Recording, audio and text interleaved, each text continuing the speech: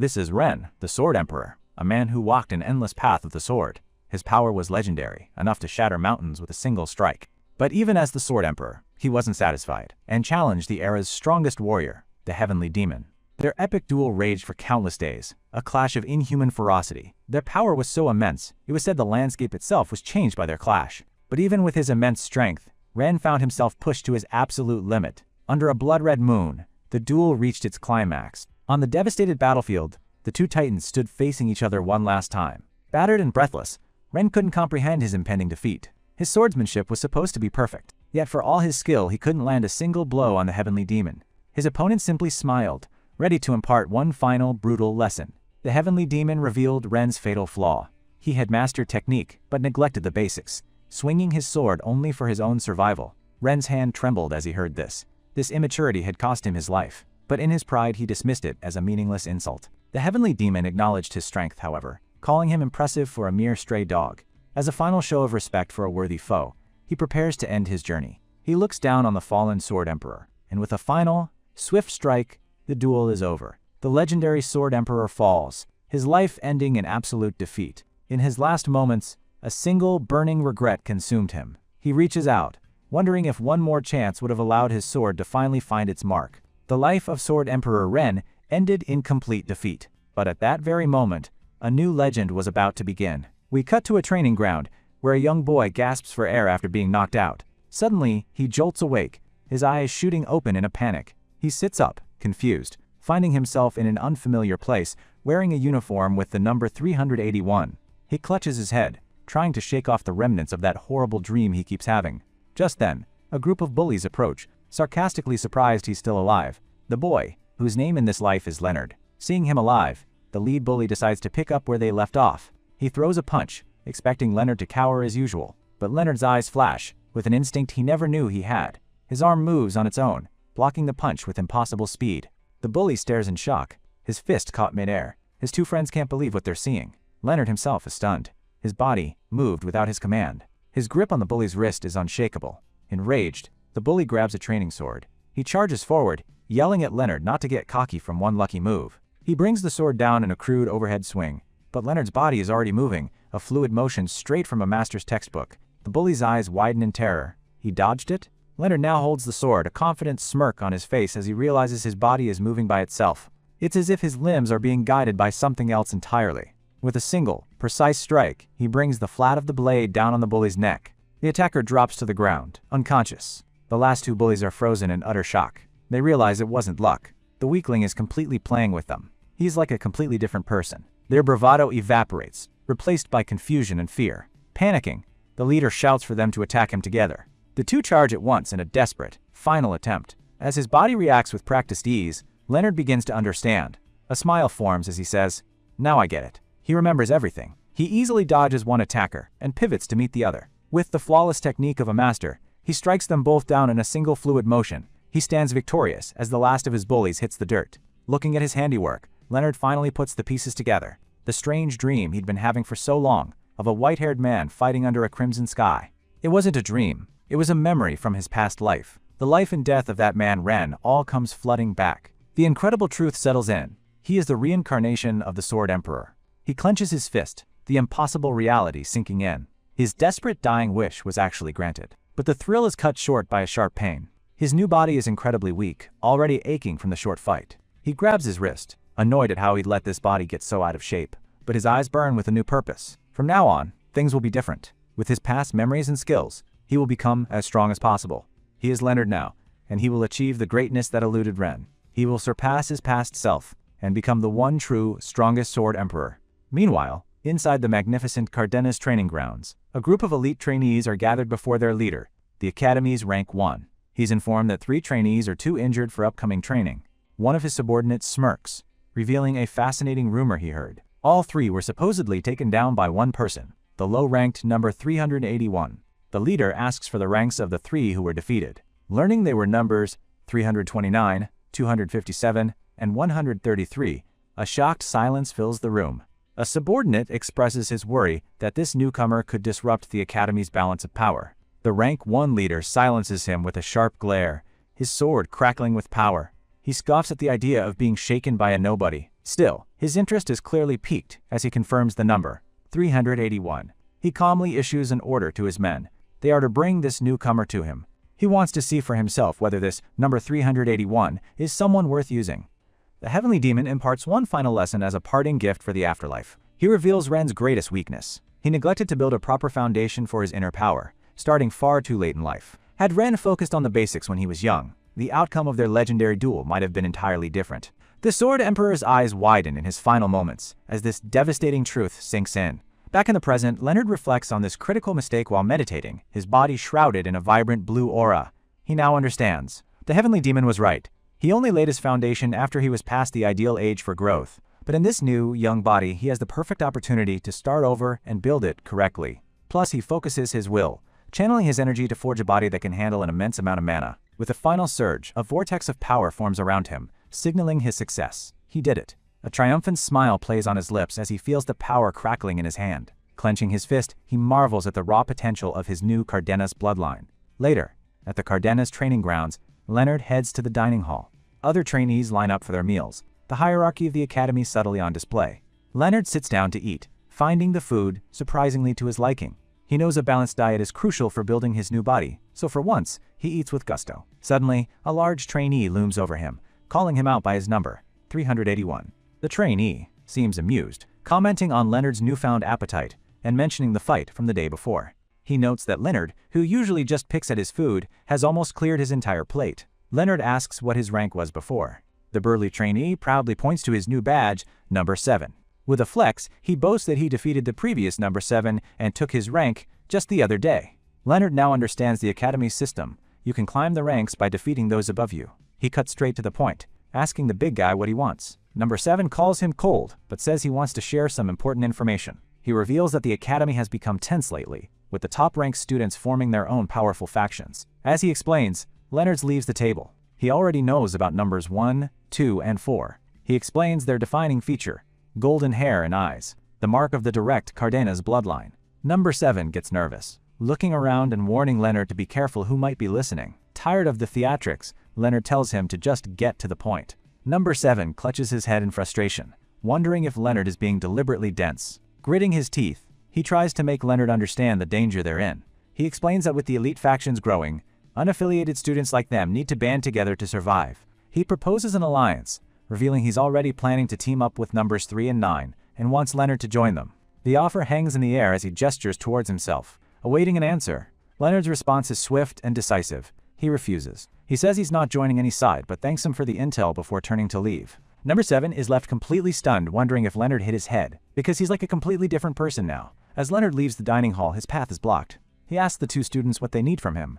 One of them, a lackey of the academy's rank 1, sarcastically asks how his meal was. It seems they have a message to deliver from their boss. They inform him that number 1 wants to see him. The lackey adds that number 1 appreciated him turning down number 7's invitation.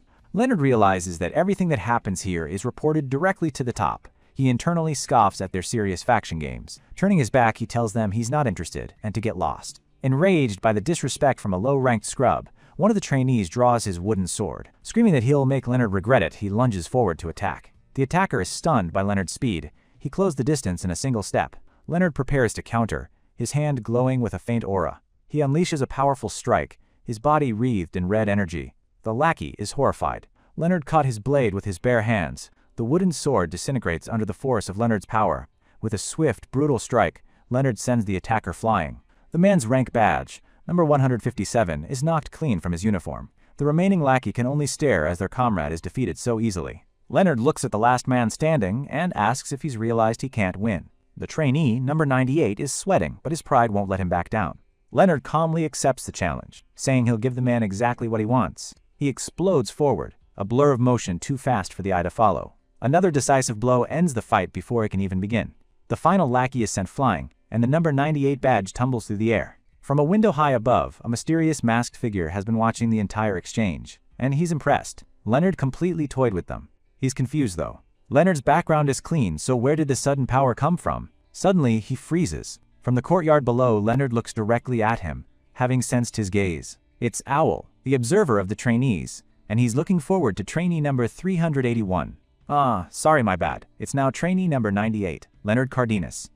A trainee runs through the halls, shouting in a panic. He desperately explains to a figure in his path that number 1 ordered him to grab number 98. The figure, revealing her number 2 badge, realizes that the Academy's top rank is already making a move on the new upstart. It's number 2, Verita Cardenas. She'd heard rumors about an amazing new kid and came to see for herself. It seems the rumors were true. On the training grounds, she finds several trainees already defeated, confirming the new kid's strength. Just then, another of number 1's underlings is sent flying by an unseen force. Verita watches, intrigued. The attacker, another high-ranking trainee, tries to intimidate Leonard into joining their squad, telling him to just shut up and join. But Leonard, now wearing the number 98 badge he won, coldly refuses again. He doesn't just refuse. He demolishes his opponent with a single, powerful strike, sending the man flying. With contemptuous ease, he snatches the number 25 badge from his uniform. Verita casually approaches the scene of carnage, congratulating Leonard on his promotion to number 25. Her golden eyes narrow as she focuses on him. She's not just looking, she's using her unique ability to perceive the strange constitution and flow of energy within his body. Leonard is taken aback. He recognizes her ability as a form of clairvoyance. He identifies it as the mind's eye, a state of perception that allows one to see into an opponent's inner self and intent, a truly dangerous weapon. Verita, acknowledging his strength, questions why he's so against teaming up for tomorrow's training, which she insists is impossible for a solo player. Before he can answer, a new challenger arrives, silencing Verita and drawing everyone's attention. It's the man himself, number 1, William Cardenas. Looking every bit the arrogant top rank, he glares down at his defeated lackey, disgusted that he couldn't even handle a simple errand. Finally, he turns his attention to the source of the trouble, his expression dripping with disdain. He calmly approaches Leonard, and Leonard remarks that it took him long enough to arrive. The two top prospects of the direct bloodline face off, the tension thick enough to cut with a knife. But Leonard is unfazed. He simply asks if William wants to fight now. The blatant disrespect causes a vein to pop on William's head. Verita can't contain herself and bursts into laughter. She remarks that he's really something else. No one has ever talked to number 1 that way before. Acting as a mediator, she suggests they stop for the day, pointing out that Leonard has no intention of joining anyone. William scoffs, claiming he just came to see what Leonard was like, and walks away with a parting thread. Leonard coolly accepts the challenge. He knows what this is really about. There's secret information about the training that only the direct bloodline knows. That's why they're all scrambling to build their factions ahead of time. The day of the joint training arrives. The trainees gather in the forest, where a senior instructor is being briefed. His subordinate reports that while everyone has gathered, one particular trainee is causing a problem. We're introduced to the stern-looking senior instructor Bruno. The subordinate explains that a single trainee insists on participating in the training alone, without a squad. Bruno is taken aback, confirming the trainee understands the nature of the exercise. The exercise is a grueling outdoor survival test in the vast and dangerous Cardenas Great Forest. Trainees are expected to be completely self-sufficient, hunting for food and building their own shelters. As expected, most trainees have formed large factions, led by the top 4 ranked students. Squad A is the largest, led by the domineering number 1, William Cardenas. Squad B is commanded by the perceptive number 2, Verita Cardenas. Squad C is made up of trainees who aren't from the direct Cardenas bloodline, led by number 3. And Squad D is led by the cunning strategist, number 4, Dylan Cardenas. The rest of the trainees, those who couldn't get into a main faction, have gathered into Squad E. The instructor flips through his list, his eyes landing on the final name. Lastly, there's number 25, Leonard Cardenas. He's listed as Squad F, all by himself. Leonard takes in the vastness of the training grounds, realizing he needs to secure a strong, hidden base as soon as possible. Instructor Bruno calls out to him, questioning the minimal luggage he's brought for a survival exercise. Bruno seems genuinely concerned, wondering if a little water and some biscuits will be enough, but Leonard is unbothered. He knows the real point of the training is self-sufficiency, even though it will likely become a badge-snatching free-for-all. As Leonard prepares to set off, someone asks the instructor to wait. It's number 4, Dylan Cardenas. He warns that going into the forest alone is dangerous in more ways than one. He formally introduces himself, his smile hiding a sinister, snake-like aura, as he offers Leonard a spot in Squad D. Leonard's reply is short and sharp refusal. He sees right through Dylan's false concern, sensing he'd be abandoned at the first sign of trouble, much like the slain beast at Dylan's feet. Dylan feigns confusion, pointing out that his offer is generous, since most squads have dozens of members. But Leonard isn't having it. He bluntly states he has no interest in tagging along on Dylan's little picnic. Dylan's friendly facade finally cracks. He smirks, remarking that he now sees why number 1 hates Leonard so much. Their shared arrogance makes them natural rivals. He vows that Leonard will regret his decision. With a smile that doesn't reach his eyes, Dylan decides to convince Leonard by force, claiming it's all for the sake of the training. He lunges, his sword a blur of motion aimed to quickly subdue his target. but Leonard sidesteps the attack with impossible ease. Dylan is stunned.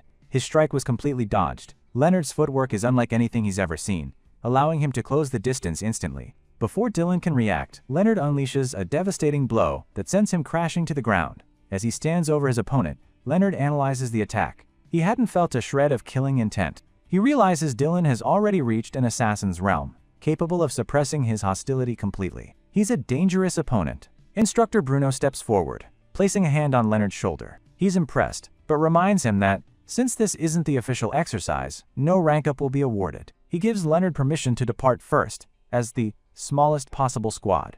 Leonard thinks he couldn't sense Bruno's power at all, calling him a terrifying powerhouse. Bruno simply smiles knowingly. As Leonard dashes into the forest, he's fully aware of the dangers. The Cardenas lands hold monsters that would have been a challenge even for him in his past life. He marvels at the sheer talent fostered by the Cardenas clan. He's convinced that for so many gifted youngsters to appear at once, the Cardenas bloodline must hide a profound secret. But those thoughts are for another time. Right now, he needs to focus on the training. With renewed determination, he sprints deeper into the forest.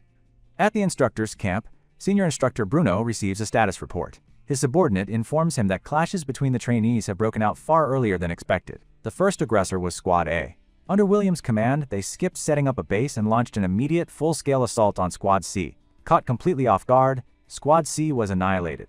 Only their leader, the bloodied and battered Number 3, barely managed to escape with her life. Bruno muses on the development. He knew Number 1 was sharp, but a surprise blitzkrieg was a bolder move than he anticipated. Stroking his beard, he deduces that William's strategy runs deeper than a simple numbers game. He correctly analyzes that with such a large squad, securing enough supplies would be a nightmare. So William chose to strike hard and fast, eliminating a weaker faction before they could even get organized. This move proves he's not just a powerhouse. He's a cunning strategist who's always a step ahead. Bruno then asks for an update on Squads B and D. He's told that Verita and Dylan, upon learning of Squad C's fate, have wisely formed an alliance to take down their common enemy, Number 1. The senior instructor is impressed. This new batch of trainees is far quicker on the uptake than the last, promising a much more interesting exercise. He then turns his attention to a female instructor with long blue hair, addressing her as Instructor Colin. He asks for her report on the remaining squads under her watch. Colin flinches, clearly not expecting to be called on. She nervously reports that Squad E hasn't made any significant moves, but when it comes to Squad F, she trails off, holding up the file for Number 25, Leonard Cardenas, admitting she doesn't even know where to begin. Miles away, our lone wolf has found a promising cave. He stops and calls out, directly addressing Instructor Colin. Hidden behind a tree, Colin is utterly shocked. Her concealment technique is among the best, yet he spotted her instantly. Leonard turns back, a knowing look on his face. He was fully aware he was being watched. As he suspected, she'd been tailing him the whole time. She steps out from her hiding spot, her cover blown, and asks what he wants. He calmly gestures to the cave, stating that it seems to be occupied, but he wants to claim it as his sleeping place. From the pitch-black maw of the cave, a pair of menacing glowing eyes stare out. Leonard asks Colin if the beast is one of the Cardenas' domesticated creatures, and if he'll be penalized for injuring it. Before she can answer, a massive blue-furred direwolf stalks out of the darkness, snarling ferociously. Colin confirms that it's a direwolf trained by the clan, and is considered relatively safe. However, she silently believes it's impossible for a single trainee to take one down alone. Deciding to test his mettle, she figures she can always step in if things get too dangerous. It's the perfect opportunity to see if his reputation is all just a bluff. She gives him the green light, framing it as part of the training. If he can kill the beast, the cave is his to use as a base or a pantry. With a condescending smile, she adds a final taunt, challenging him to kill it, if he can. The direwolf doesn't wait for an invitation, lunging forward with blinding speed. He smirks, commenting that it moves pretty well for a pet, and offers to hold back a bit. However, the cave is too good a spot to pass up. With a chilling calm, he tells the beast he'll have to ask it to leave. He strikes the wolf, forcing it to fall back. The beast whips around, its fur crackling with energy as it prepares a more powerful assault. Suddenly, Leonard's expression hardens. He senses a surge of pure killing intent from the direwolf, realizing it's lost its reason and gone feral. He knows that if he holds back now, he'll only get himself hurt and create more problems for the observing instructor. He tightens his grip on his training sword, his playful demeanor gone. It's time to end this. He tells the beast this is going to sting, and in a blur of motion, he leaps over a wild swipe from the direwolf. He lands a solid blow to its flank before it can even register the movement. The beast, seeing an opportunity, tries to bite. He ducks under a final, desperate snap of its jaws, moving deep inside its guard. With a final, devastating blow, he slams his fist into the direwolf's pressure point, knocking the massive creature out cold. Instructor Colin can only stare, her jaw agape. He completely overpowered it in an instant. He never needed her help in the first place. She's left wondering if what she just witnessed was truly the strength of a trainee. Having secured his new home, he turns to walk away. But behind him, the giant direwolf stirs, its ferocious snarls replaced by whimpers. It's been thoroughly humbled. Leonard gives a single sharp command, sit. The beast immediately obeys. He then tells it to roll over, and the once terrifying monster flops onto its back like an overgrown puppy. Finally, he tells it to shake, and the direwolf meekly offers its paw. He turns to the stunned instructor Colin, casually mentioning that the wolf seems attached to him now, and asks permission to take it along. The thought of someone with Leonard's power and mindset also commanding a direwolf sends a shiver down her spine. She stammers, saying that it would be difficult to allow such a thing, but she can't deny his achievement. She agrees to grant him permission, but only under strict conditions. She forbids him from using the direwolf in combat against other trainees. It can only be used for transportation and scouting. Leonard nonchalantly agrees, stating that was his intention all along. Sighing with a mixture of relief and disbelief, Colin simply warns him to make sure it doesn't harm anyone else. With his new companion in tow, Leonard officially begins the training, sending the direwolf off to hunt for food. They soon reach a fork in the path, where Leonard decides they should split up to cover more ground. He gives one last instruction. If the wolf finds anything interesting besides food, it should bring that back too. With their orders clear, he and his tamed beast dash off in separate directions. Meanwhile, elsewhere in the forest, the strong continue to prey on the weak. William stands over a defeated opponent from Squad E. He looks down with contempt, sneering that it's pointless for trash like him to even carry Cardenas' blood. He pockets the stolen badge, warning the trainee that he got lucky this time, that he has no room for any more badges. With a final threat, he promises to knock him out of the exercise for good the next time they meet. The defeated trainee, number 438, can only clench his teeth in frustration. He bitterly recounts how their entire squad attacked together, yet they still couldn't even beat number 1 alone. Squad E, the group of trainees who couldn't get into the main factions, are left feeling hopeless. Their reluctant leader, number 483, feels crushed by the responsibility, knowing they're nothing more than walking targets. His demoralized squad mates look to him for a plan, but he's just as lost as they are. Trying to raise their spirits, he suggests they pull themselves together and search for food.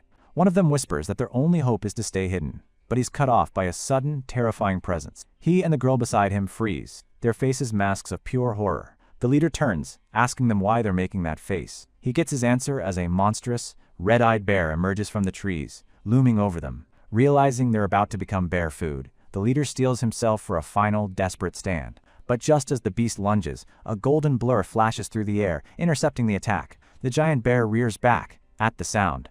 The creature is sent crashing to the ground, utterly defeated in a single blow. The leader of Squad E stare in absolute disbelief at the impossible sight before them. Standing atop the slain monster is their savior, the one-man army himself. The leader recognizes him instantly. It's number 25, Leonard Cardenas. He accuses him for stealing their prey. Assuming he's here to finish them off, 438 asks how much more Leonard plans to take, despairing over the loss of their potential food source.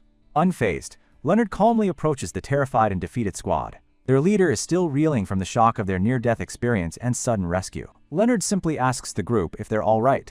As 438 confirms they're unhurt, another squad member cautiously asks if Leonard is there to steal their badges. Leonard glances back, explaining that he only intervened because the situation looked dangerous. He clarifies his purpose. He's here to train, not to compete for badges or food. He adds that if he wanted a real fight, he'd choose his opponents more carefully, before turning to leave. The squad leader is left speechless, remembering how quickly this mysterious trainee climbed the ranks to number 25. A sense of gratitude washes over him. He clenches his fist, realizing he owes his savior a debt. He bows deeply, thanking Leonard for saving his squad from certain elimination. Leonard looks a bit awkward, admitting that saving them wasn't really his intention. Just then, a rustling in the bushes catches everyone's attention.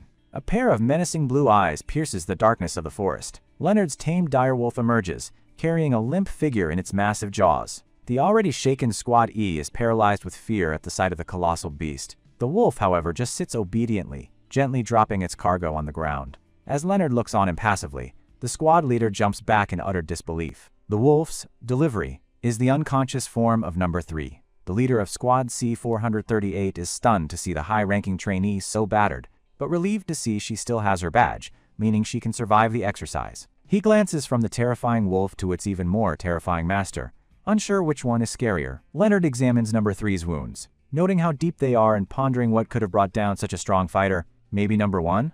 He kneels beside her and then turns to 438, asking if he's truly determined not to drop out.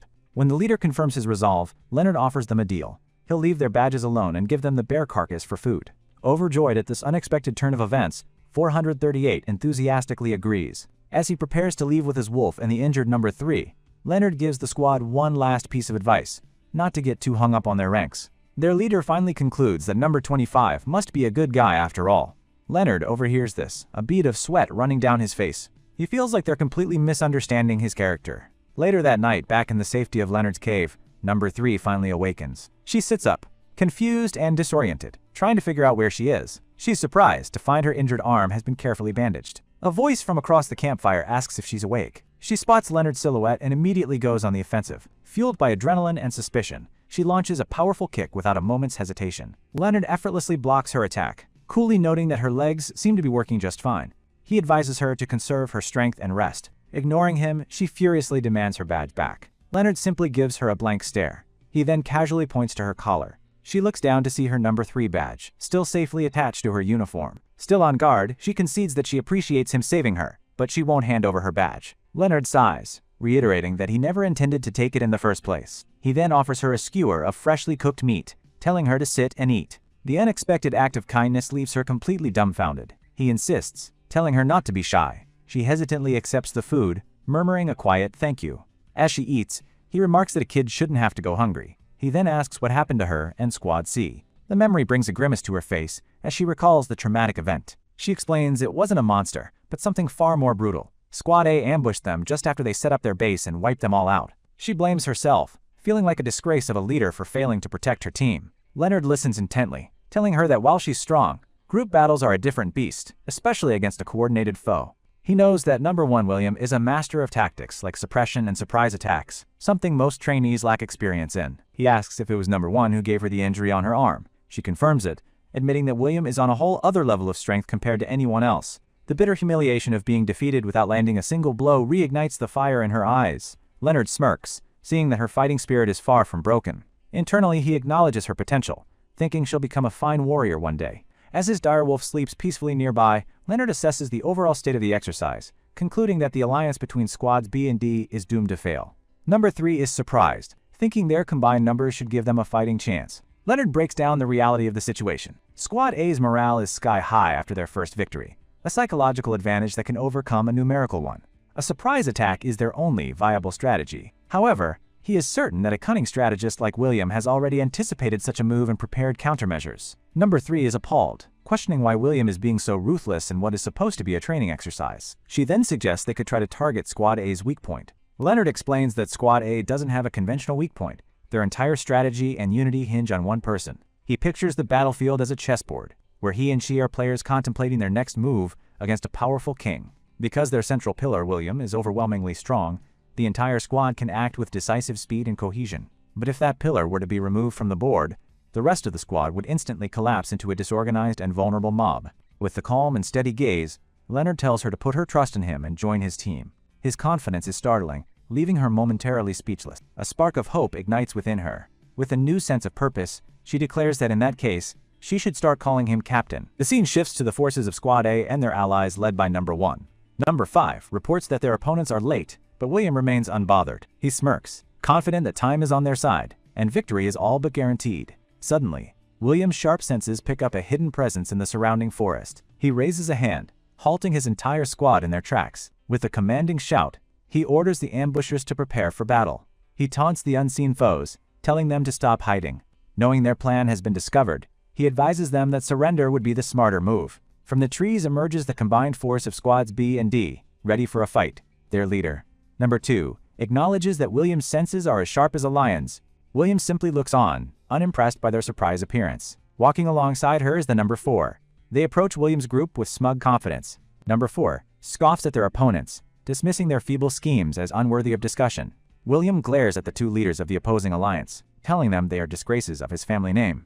Her verbal assault continues, leaving the opposing leader utterly incensed. Number 2 chimes in, comparing his rival to a showy peacock. Enraged, William roars back that what they see is dignity, before launching himself into a furious attack. Number 2 and 4 also leaps. A flurry of strikes ensues, but William easily parries their clumsy assault. The second in command of Allied forces rallies his troops, ordering them to fortify their defenses against the onslaught. Squad A braces for impact, meeting the charge head-on.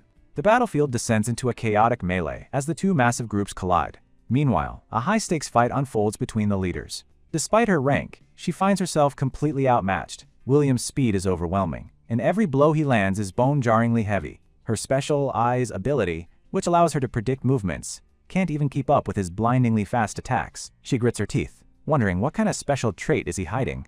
In a flash, number 4 descends onto the William with a single strike. But William catches his descending sword with his bare hand, an aura of crackling blue energy protecting his palm. He mockingly asks if they really came to face him with such cheap tricks. With a surge of power, he sends a concussive blast into number 4's stomach, incapacitating him instantly. Spotting a momentary opening in William's stance, number 2 lunges forward to strike his blind spot.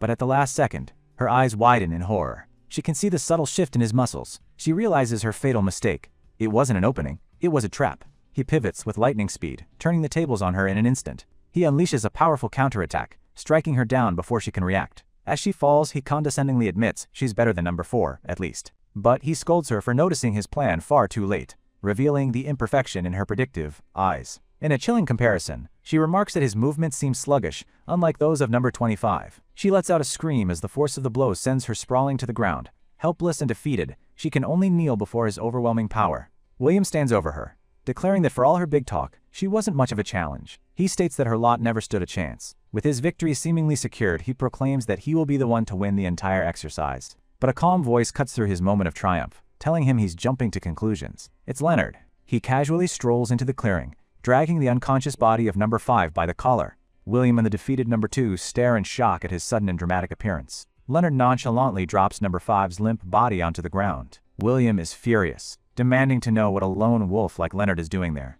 Leonard coolly explains that he's just returning the favor for what Squad A did to his squad. William erupts, yelling that it's ridiculous, that a pariah like Leonard doesn't even have a squad. With a faint smile, Leonard admits that at first, he didn't. He tells the arrogant number 1 to simply look. As a vision of another battle flashes before William's eyes, he sees the once cowardly Squad E, now fighting with the ferocity of cornered beasts. Their eyes burn with determination as they overwhelm their opponents, with 438 proudly holding up a captured badge. The scene flashes back to earlier, with Squad E joyously celebrating around the massive bear carcass Leonard had gifted them.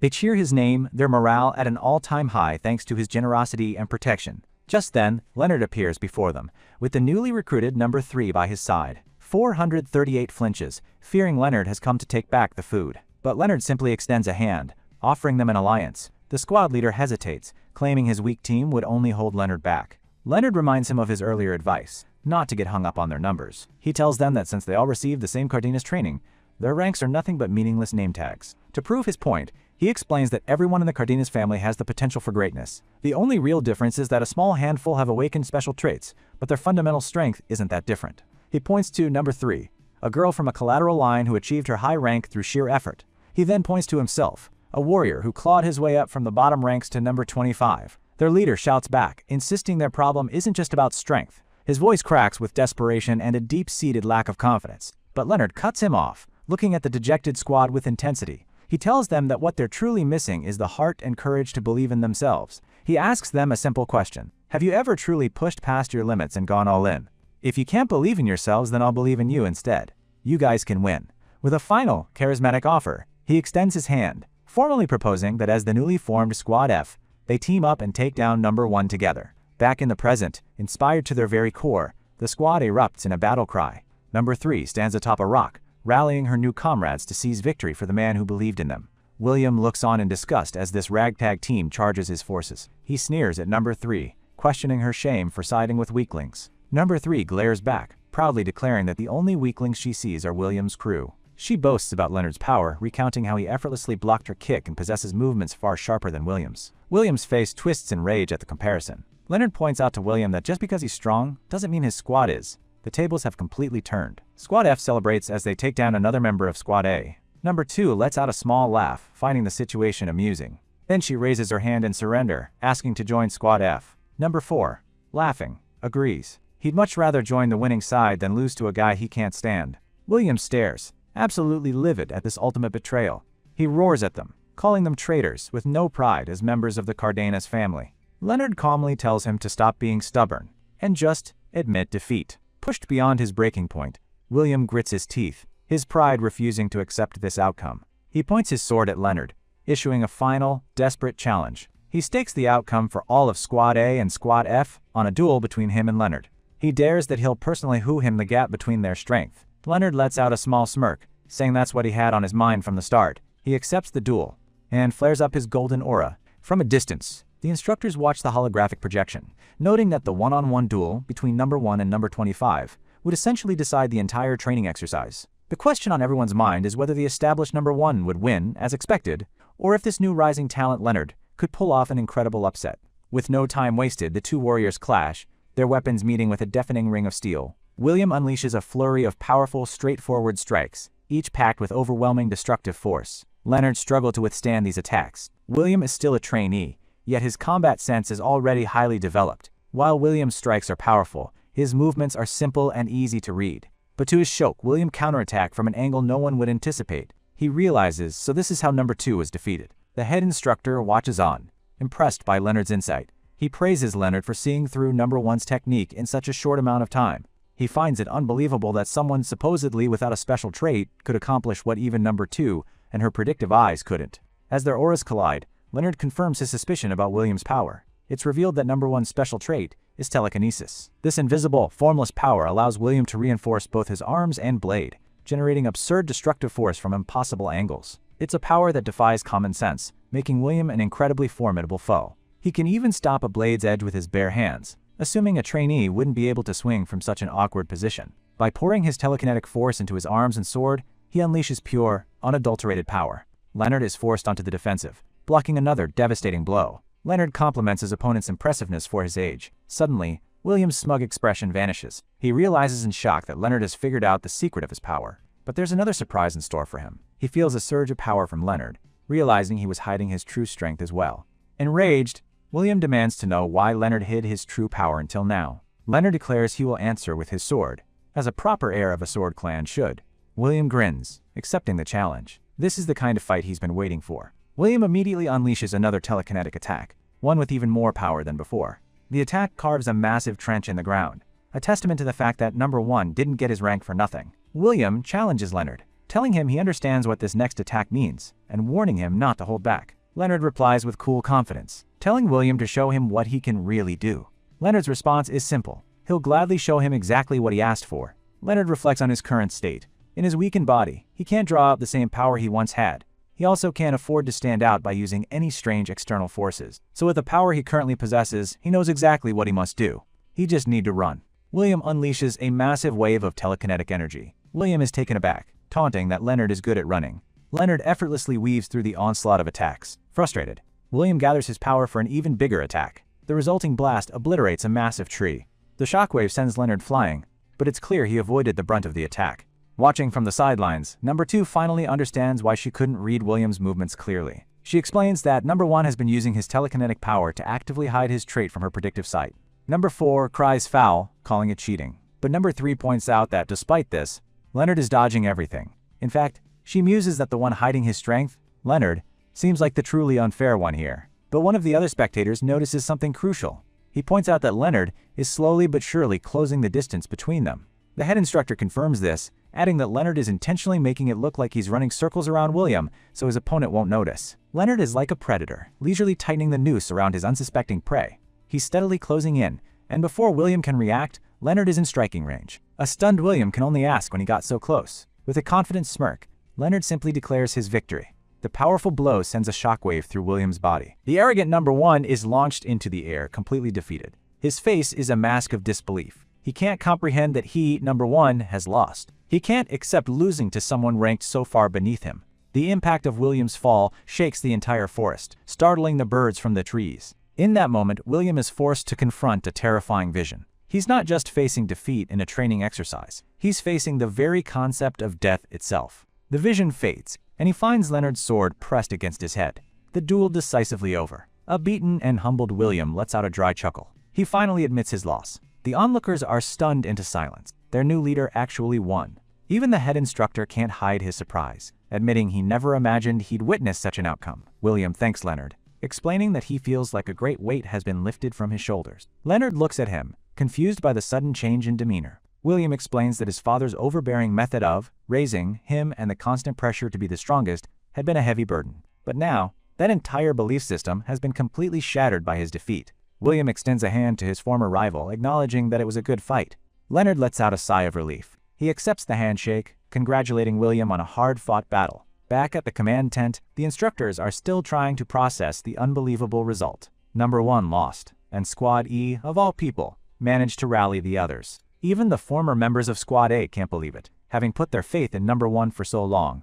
The head instructor, however, sees the bigger picture. He declares that while the result was unexpected, it was also a huge gain for them all. With this, the outdoor training exercise is officially over. The members of Squad F erupt in celebration, hoisting their new leader into the air. Even Number 4 and 2 admit they were genuinely surprised by Squad F's performance. Recruiting all the so-called small fry just to bring down Squad A was a brilliant, albeit risky, strategy. The instructor notes with satisfaction that Leonard understood the true intent behind the training exercise perfectly.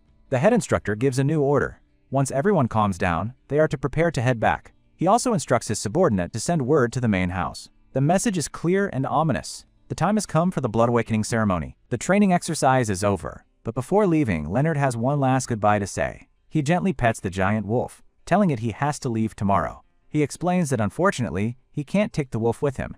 The majestic beast's ears droop, and it lets out a sad whine. Leonard smiles softly, acknowledging that parting hurts for him too.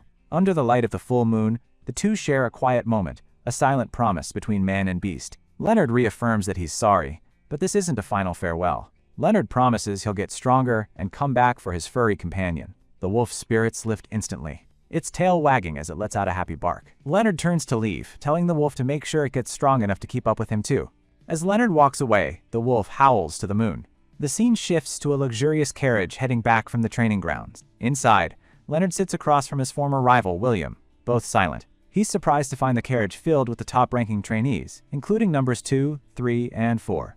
Number 3 chimes in, saying she's just following her new captain, Leonard. Number 2 adds that as the guest of honor, of course she'd ride in this carriage. And Number 4 smugly reminds Leonard that he surrendered and joined his squad, so he has every right to be here. William can only look on, visibly annoyed at the circus his carriage has become. William announces he just wants to talk to the guy who rocketed from rank 381 to 1 in a single month. He then turns to Leonard, having something important to discuss. Number 3 scoffs, asking William if Leonard hit him on the head too many times, because he seems to have changed a lot.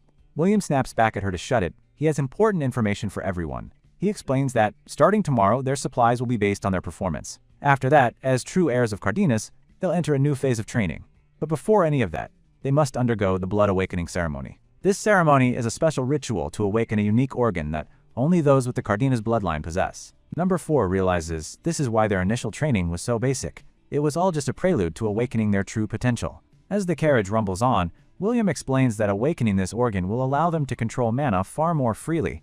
This awakening is the first true step on their path, after which they will join a special unit, the Young Dragon Knight Order. Leonard finds this curious, as he's never heard of such an order. William clarifies that it's not public information. It's an elite order focused on practical, real combat training for the next generation. Number 2 adds that each trainee gets a personalized curriculum to maximize their growth. Leonard asks if this means trainees are sorted by their quote-unquote special organs, and he confirms they are. These organs are more accurately called mana cores, and each person has a different number and set of elemental attributes. Number 3 mentions the rumor that the Cardenas family has dragon blood, which might explain their unique abilities. The key, however, is the number of cores. In the world of mana, less is more. Having a single pure core is considered the absolute best. Leonard puffs out his chest, confidently declaring that he is, without a doubt, a rare single-core user. His smug declaration is met with an eye roll from William and giggles from the girls. Number 2 playfully tells him not to be so full of himself, as single-core users only appear once in a decade.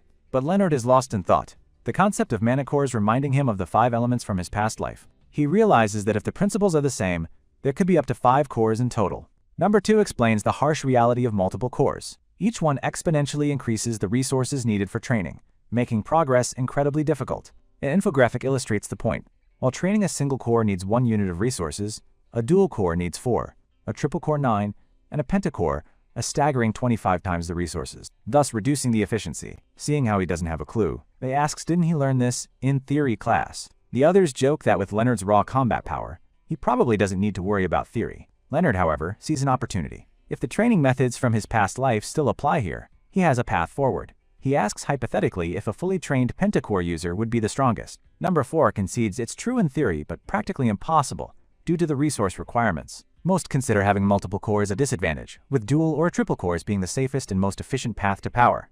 Back in the present assessment, he's revealed to be a pentacore, a genius with the sword, who didn't inherit the bloodline talent. He stands alone in a grand hall, reflecting on his situation. He had hoped to lie low, but his victory has drawn a different kind of attention. A determined glint appears in his eyes. He has a new plan. Suddenly he stops. A powerful presence has just arrived. He's attacked with a blur of silent, which he sidesteps. He turns around to see who it is. A man in ornate armor emerges from the shadows. It's Fabian, the commander of the Young Dragon Knight Order. The man states that to see such a level of swordsmanship from someone so young, without even a hint of battle aura, is truly remarkable. Leonard calmly replies that he believes true martial skill comes from the heart and body, not from relying on an external power like aura. The commander lets out a booming laugh, clearly impressed by the boy's conviction. He declares that he likes Leonard's attitude, and the rumors about him don't do him justice. Fabian formally introduces himself as a swordmaster and gives Leonard his word. He judges him worthy of top-grade status and will personally guarantee his treatment. An attendant quietly informs the commander that the Blood Awakening ceremony revealed Leonard to be a pentacore,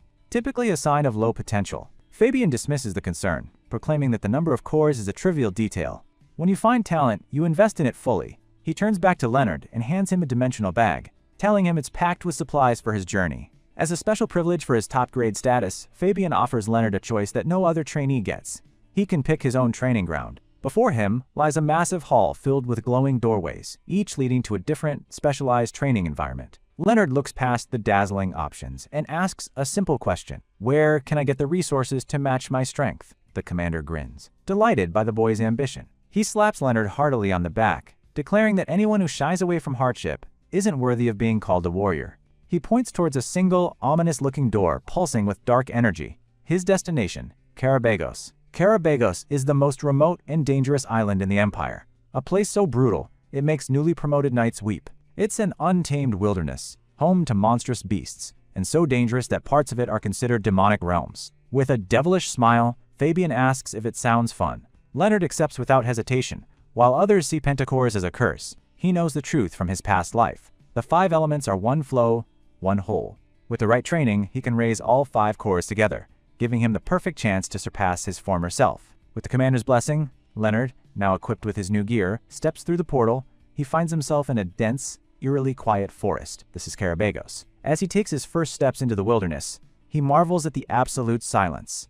But the silence is broken as a hand clamps down on his shoulder. A huge, scarred man appears out of nowhere, greeting him as the trainee he's been hearing so much about. Leonard bows respectfully to the imposing man before him, who introduces himself as Bradley. Bradley is a senior knight of the Young Dragon Knight Order, and the man in charge of this brutal island. He leads Leonard through the woods, offering some words of advice for the new trainee. Bradley explains that while everyone here is a trainee knight, he should at least pretend to respect his seniors. However, he adds with a knowing look that there is a rule preventing second years from interfering with the first year's training. Leonard nods, silently absorbing the information about his new environment and the challenges ahead.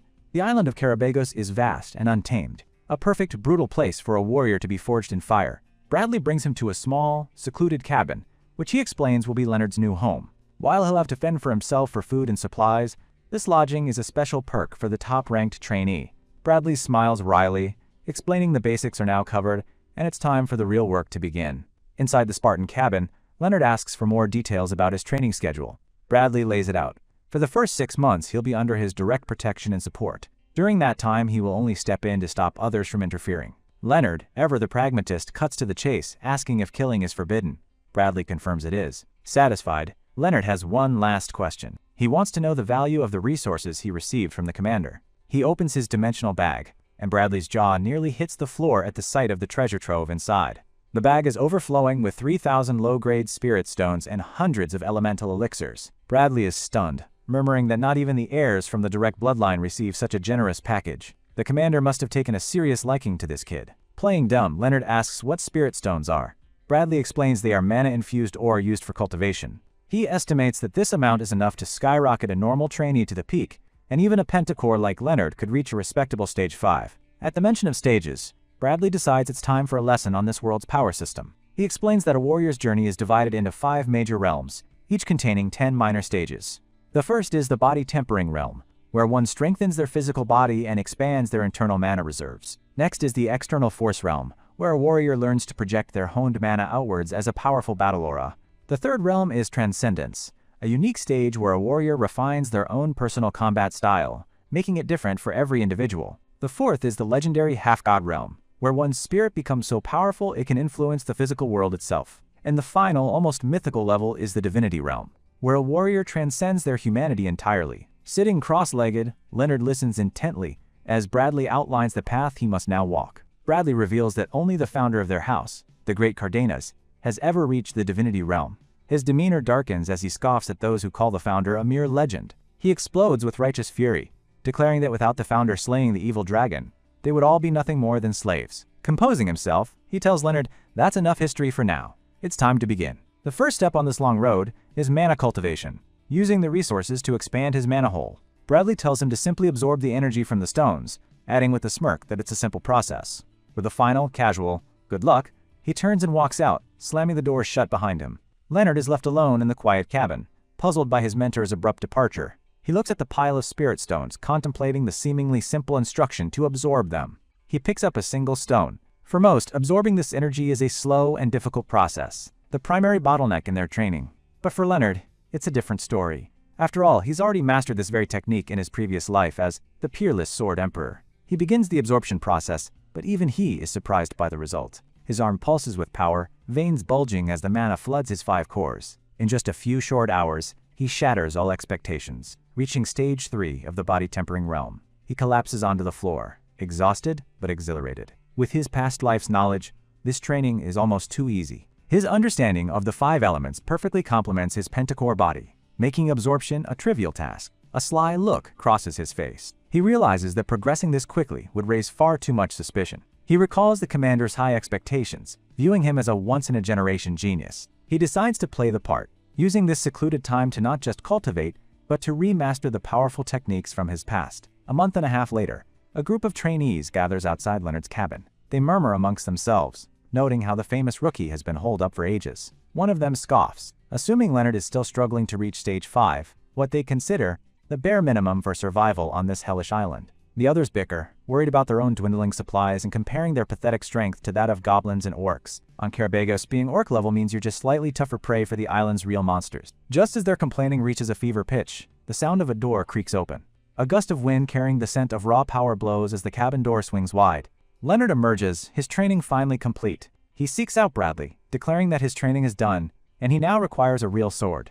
In a sun-dappled clearing, Bradley questions the rookie's sudden and confident demand for a live blade. Leonard calmly states that, after his power-up, he needs to acclimate himself to a real weapon instead of a wooden practice sword. Bradley finds his confidence bordering on arrogance, but Leonard is done talking. He channels his newly strengthened mana into his fists and breaks a giant rock. Bradley is utterly stunned. The raw power radiating from Leonard is on a completely different level. He can't comprehend how a pentacore, considered the weakest type, managed to reach stage 3 in just over a month. But his shock quickly turns to a cold fury. An immense blood-red aura explodes from his body. He looms over Leonard, his eyes glowing with menace, warning the trainee not to get ahead of himself. Leonard is taken aback, bracing himself for an attack from the overwhelmingly powerful senior knight. But just as the pressure reaches its peak, Bradley's menacing aura vanishes. He casually tosses a sword at Leonard's feet. It was all a test of his nerve. Bradley smirks, telling him not to do anything reckless with his new toy. Leonard blinks, surprised by the sudden shift, but quickly recovers and offers his sincere thanks. Bradley adds one final, chilling warning, casually twirling a high-grade spirit stone between his fingers. If Leonard loses or breaks that sword, he'll be paying for it in a way he won't enjoy. With a final wave, the senior knight leaves Leonard to his own devices, a new mission ahead of him. Now properly armed with a live blade, Leonard unfolds a weathered map of the island. His eyes lock onto a particularly dangerous-looking area, a place marked with a skull and crossbones. His destination is set. It's time to put his new strength to the test in the Forest of Remnants. His first challenge appears in the form of Ranky 2 hobgoblins, who shamble out of the mist, their yellow eyes glowing with malice. The creatures catch the scent of blood from Leonard's previous kills, a trail of carnage that leads right to him. The hobgoblin in the lead freezes, its primitive brain struggling to comprehend the overwhelming aura of the warrior standing before it. He tells the terrified hobgoblins he'll make it quick for them, a promise of swift oblivion. A brilliant flash of blue mana erupts from his blade as he unleashes a whirlwind of slashes, far too fast for the monsters to even see. As the last hobgoblin falls, its body begins to disintegrate, its life force condensing into a single glowing crystal. The Spirit Stone, a manifestation of the monster's mana, floats gently into Leonard's waiting hand. After a day of hunting, he has a decent haul of about 100 low-grade stones. It's a start, but he realizes he won't achieve significant growth by just farming these low-level creatures. More goblins foolishly charge at him, but Leonard simply scoffs, dismissing them as nothing more than E-rank small fry, barely worth his time. Suddenly, his senses heighten. A new scent drifts on the wind, far more potent and menacing than anything he's faced so far. He recognizes the scent. It's a gnoll. Leonard grips the hilt of his sword. The beast's aura washes over the clearing, but Leonard stands his ground, a smirk playing on his lips. This gnoll is underestimating him, and that will be its final mistake. With a challenging glare, he tells the unseen beast not to howl at him like some common animal. In response to the taunt, a massive, muscular wolf-like creature bursts through the trees, roaring in fury. Towering over him, the drooling gnoll brandishes a colossal battle axe, its eyes crackling with raw power. He dodges a devastating downward swing, the axe shattering the ground where he just stood. The former Sword Emperor calmly analyzes the fight. A normal gnoll wouldn't possess this level of raw, destructive power. He comments on the beast's surprising skill, noting how simply changing the trajectory of its swing amplifies its power. With a sneer, he calls the creature a mangy mutt and prepares for a proper fight. Leonard's mind works quickly, assessing the situation. Just a simple dodge isn't enough. This monster is a real threat. The gnoll's muscles bulge with power as it winds up for another bone-crushing strike. With a calm, analytical gaze, Leonard observes the monster's every move. He recalls the monster ranking system. Goblins evolve into E2 hobgoblins, but a standard gnoll is only ranked D1. This beast's power far exceeds that. It must be a doubly awakened variant. A system window materializes, identifying the foe. An ad gnoll, a terrifying rank D3 monster. Faced with a creature that would send any other trainee running for their life, Leonard simply smiles. Finally, some decent training. The Adnol lets out a furious roar and charges, its axe, a blur of motion aimed right for Leonard's head. Leonard dodges the attack, his boot landing softly on the monster. He scoffs at the sloppy attack. Effortlessly weaving past the gnoll's wild swings, he finds an opening and lands a clean strike against its tough hide. Sparks fly as his blade grinds against the monster's hardened skin.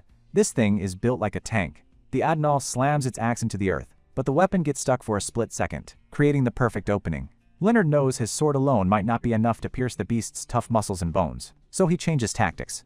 He reminds the beast that while its body might be tough, its jaw is still a weak point. Before the Adnol can react, Leonard plummets his sword into the jaw of the monster. The battle is over in an instant. Leonard stands over the fallen beast. The monster's body disintegrates, a shimmering crystal materializes. It's a mid-grade spirit stone. He picks it up, realizing it's worth 100 of the low-grade stones he's been collecting. This forest is a treasure trove. If he wants to grow strong fast, this is the place to be. With his hunt concluded for the day, Leonard turns and walks away from the clearing.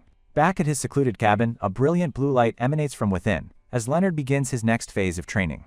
He sits in deep meditation, his aura pulsing with power, as he absorbs the energy from the spirit stones. To his own mild surprise, he finds he's already reached stage 10 of the body tempering realm, the peak of the first realm. This rate of progress is unheard of. For a pentacore like him to break through the entire first realm in just a few months would raise too many questions and cause a lot of trouble. Meanwhile, it's been 3 months after his arrival. A group of trainees approaches his cabin with caution. It's the same group as before. He explains that befriending the #1 rookie, who clearly has the commander's favor, is a golden opportunity. He explains that one connection with Cardenas' noble sword clan is worth more than some half-baked noble family tie. With a hard shove, he pushes the reluctant trainee Hayden forward, telling him to just go say hello. Clutching a bucket of fish as a peace offering, Hayden nervously approaches the silent cabin. He calls out, asking if the rookie is still alive. Getting no response, he tells his friends they should just leave. But inside, Leonard has been watching the entire time. He notes that, for all their posturing, they seem to be decent seniors, actually concerned for his well-being. Seeing Hayden's face clearly through the gap gives him a brilliant idea for his problem of growing too fast. He hatches a plan. If the prodigious rookie Leonard shows impossible gains, it will attract unwanted attention. However, if a down-on-his-luck senior who's been stuck on the island for a decade suddenly improves, no one would think twice. He sits down, preparing to use a long-forgotten technique from his past life as the Sword Emperor. He begins to channel his mana, performing a complex art known as reverse craft, a disguise technique that alters one's facial muscles and pulse. His face contorts as the mana reshapes his features, a painful process he hasn't needed to endure for centuries. He finds it deeply ironic that he's now using this ultimate stealth technique not for assassination or infiltration, but simply to hide his own overwhelming strength. The transformation completes. He opens his eyes, a new face staring back at his reflection. He has successfully taken on the appearance of the senior trainee, Hayden. With this disguise, he can finally train and gather resources without anyone noticing his true, monstrous growth rate. 3 months have passed since Leonard began his training. He's now ventured into the dangerous Bone Mountain Swamp, a place far deadlier than the forest he started in. He's learned a crucial survival rule in this treacherous land: always erase your presence. The creatures here are venomous and masters of stealth. A moment's carelessness could mean being devoured by a lizard man lurking just beneath the murky surface. He senses multiple targets. A normal lizard man is a rank C monster, even tougher than the abnormal Adnol he fought before. Knowing there's one below, he plans to end it in a single, decisive strike. He launches himself with explosive force. Leaping from the branch like a predator, he descends upon his unsuspecting prey with lethal grace. With a brilliant flash of his blade, he executes the it in one fluid motion. The creatures disintegrates into spirit stones as it fall. Just then he feels his body thrumming with energy. He's on the verge of a breakthrough. He recalls his plan. Using his reverse craft technique, he's been training under the guise of the senior trainee, Hayden, to avoid suspicion. However, breaking through to the next major realm will release a massive, uncontrollable explosion of mana. There's no way he can hide an event of that magnitude. He needs a secluded spot, a place where he can suppress the resulting mana explosion and remain hidden from any prying eyes. He pushes deeper into the untamed wilderness, searching for the perfect, isolated location to ascend to the next level. Suddenly, he stops. Through the trees, he spots something completely unexpected in this desolate swamp. He stumbled upon a hidden clearing. In front of a cave lies a meticulously tended field, glowing with a soft, ethereal light. These aren't just any plants, they are spirit clouds, rare herbs that absorb mana far more efficiently than even mid-grade spirit stones. Leonard quickly deduces that such a field must be tended by the cave's guardian, a powerful troll. The troll grunts, its senses sharp enough to detect an intruder, its eyes narrowing with suspicion. Leonard watches from the shadows, sensing not one, but 2 powerful auras converging on this spot. The troll squares its stance, letting out a low growl as it prepares for a confrontation. A beast wreathed in lightning bursts from the trees. It's a lycanthrope, another powerful monster native to this region. It seems the 2 monsters are having a territory dispute, and Leonard has arrived right in the middle of it. The lycanthrope summons crackling bolts of lightning from the sky, shaking the very ground with its elemental power. Leonard is genuinely surprised. He notes that even monsters at this level can harness the raw power of nature. Not to be outdone, the troll counters by ripping tons of earth and stone from the ground with sheer brute force. The lycanthrope is incredibly agile, weaving through the air and easily dodging the lightning-fast barrage of rocks. They're evenly matched, neither one giving an inch. Leonard realizes this fight isn't going to end quickly. Leonard sees his chance. With them completely distracted by their battle, he realizes he can slip past them and explore the cave they're fighting over. He reasons that if a troll this powerful is guarding a field of spirit herbs, there must be an even greater treasure hidden inside. Seizing the opportunity, he stealthily makes his way toward the mouth of the cave. He steps inside, and the deafening sounds of the furious battle outside are immediately muffled to nothing. He thinks it's the perfect place to attempt his breakthrough. But as he ventures deeper, he's struck by a profound sense of wonder, an energy unlike anything he's felt before. The cavern opens up to reveal a breathtaking sight, a magnificent, golden tree pulsing with an immense amount of pure energy. He sees that all around the base of the tree are mid-grade spirit herbs, even more potent than the ones being cultivated outside.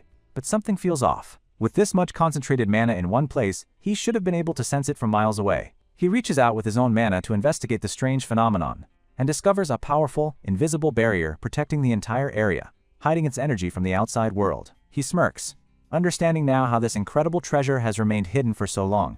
Everything about this place is an enigma, but the most mysterious of all is the golden tree at its heart. He's heard of spirit herbs, but a spirit tree? This is on a whole other level entirely. He suspects the tree is high grade, or perhaps even a legendary treasure beyond that. The troll outside likely has no idea what it's truly guarding. The temptation to absorb this energy and break through to the next realm is almost overwhelming, but his honed instincts scream a warning. Looks like they've got company. The troll, battered and bleeding from its fight, has returned to its lair. It seems the fight with the lycanthrope is over, and the troll has come to recuperate, using the tree's energy. Because the cave's barrier blocks all mana and sound, Leonard didn't sense its approach at all. He quickly assesses his opponent, noting the troll is heavily wounded from its battle with the lycanthrope. But even injured, the troll is a formidable opponent. It gathers its remaining strength, preparing to crush the intruder who has desecrated its sacred space. The troll smashes the ground, but instead of attacking Leonard directly, it cleverly blocks the entrance with tons of rubble, trapping him inside with it. A confident smirk plays on his lips. This suits him just fine. With the exit sealed and a treasure of immense power at his back, Leonard eagerly accepts the challenge. This will be his final test, Before his ascension, the battle begins with a thundering crash as the cave trembles. The troll, realizing it's no match for Leonard's speed, resorts to brute force. He hurls a relentless barrage of massive boulders, each one capable of crushing Leonard in an instant. The beast roars, confident that its overwhelming power will be enough to obliterate the nimble intruder. But Leonard is like a phantom, effortlessly weaving through the deadly projectiles with grace and precision. He sees through the troll's simple-minded strategy. It's a smart bastard, but not smart enough. His eyes narrow, focusing his intent into a single, lethal point. He gathers his dark mana, preparing to end this fight in one decisive blow. The troll senses the sudden shift in energy, but it's already too late. Leonard's attack finds its mark, a flash of darkness slicing through the beast. He lands, confident that the fight is over. But the troll is far from finished. To Leonard's shock, the monster doesn't even flinch. Instead, a fiery aura erupts from its body. With a deafening roar, the troll smashes its fist into the ground, unleashing a torrent of flames. The entire cave floor cracks and erupts into a sea of fire. Leonard leaps back, realizing he's severely underestimated his opponent. He understands now how the lycanthrope was defeated so easily. This troll wasn't just a mountain of muscle. It was a dual-attribute monster, commanding both earth and fire. The troll's eyes glow with primal fury. It will not allow this desecration of its sacred ground. It stomps forward, each step shaking the very foundations of the cave. The intense heat turns the cavern into an inferno, but the troll walks through it unfazed. Leonard is forced on the defensive, realizing that simply getting close to the beast is a death sentence. The heat alone could melt him in an instant. He can't win a battle of attrition. He needs to watch for a single opening and finish it in one strike. Using the cavern walls as a springboard, he circles his prey, waiting for the perfect moment. He watches its movements, analyzing its every step, every lumbering motion. And then he sees it. A slight overextension, a heavy step forward. That's his chance. Like a hawk diving on its prey, Leonard shoots forward, putting every ounce of his strength into his legs. His hits the troll's knee hard. This sensation is familiar, a thrill he hasn't felt in a long time. As the troll stumbles, he follows up with a second mana-infused slash. The beast finally topples, its massive body crashing into the fiery ground. But Leonard isn't done. He leaps into the air, reversing his grip for a final, fatal plunge. He declares the end, a promise of death for the monster that stands between him and his ascension. With a final desperate roar, the troll tries to shield itself, but it's far too late. His sword pierces straight through its chest. A death cry escapes the troll, as its life force is extinguished. Leonard lands softly, certain that the threat has been neutralized. But the battle has one final, deadly surprise. He turns to see the troll's body begin to dissolve, not into simple spirit stones, but into something far more volatile.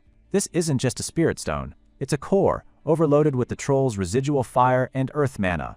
Before Leonard can react, the core detonates, unleashing a cataclysmic explosion. The blast engulfs the entire cave. Leonard's eyes widen in horror. He's at ground zero, with nowhere to run. He's sent flying, his body ragdolling through the air like a broken toy. He slams violently against the unyielding trunk of the golden tree, the impact shattering his bones. Coughing up blood, he collapses at the base of the tree, his body a wreck of pain and broken limbs. The magical flames from the explosion are spreading fast, threatening to burn through the entire cave, and him with it, in under 5 minutes. But in this moment of desperation, a grim smile crosses his face. With the entrance sealed, no one is coming. This absolute isolation means he can finally let go. It doesn't matter what happens here. He dumps out his entire stash of spirit stones. He knows that a successful breakthrough will instantly heal his body. It's his only way out. With no time to hesitate, he grabs a handful of the glimmering crystals. He forces the energy into his system, a desperate gamble to kickstart his ascension. He can feel the pure mana flooding his shattered mana organs, a soothing balm on his near-fatal injuries. The power of 500 stones courses through him, mending his broken body from the inside out. But it's not enough. The damage is too severe, the clock is ticking, and the flames are closing in. He crawls toward the glowing herbs at the base of the tree, his last resort. These are mid-grade spirit herbs, far more potent than any stone. He rips them from the ground and consumes them without a second thought, adding their pure energy to the raging storm within him. With the final catalyst in place, his body erupts with an uncontrollable surge of mana. Everything is finally ready. Deep within him, his 5 elemental cores spin into a frenzy, overflowing with power beyond their limits. The distinct energies begin to blur, twisting and merging into a single, unified vortex of unimaginable power. He feels a profound change, as if a new heart is being born within his chest, a new source of life and power. In an instant, his body and mana are fully restored. He has successfully broken through to the next realm. But the process doesn't stop. The mana continues to pour in, growing wilder and more violent by the second. He can only watch in awe as the energy takes shape, recognizing it as something from the age of myths, the power of a dragon. As the cataclysmic energy subsides, he notices his 5 elemental cores have merged into one, skyrocketing his power level. In a single leap, he has jumped straight to stage 3 of the external force realm. This is a feat his own seniors have failed to achieve for years, leaving them stuck at stage 2. The gap between them has now become a chasm. He looks at his hands, completely healed from the brink of death. Not only are his injuries gone, but his mana now flows faster and stronger than ever before. Clenching his fist, Leonard can feel the immense power contained within his newly forged body. The growth from a single major breakthrough is truly astounding. Still, he can't help but wonder how he survived. An explosion of that magnitude in a sealed cave should have been a death sentence. His eyes fall upon a single, glowing object hanging from the tree, and he understands. The crystal-clear light that once enveloped the tree is gone. All that remains is this single radiant fruit, pulsating with immense energy.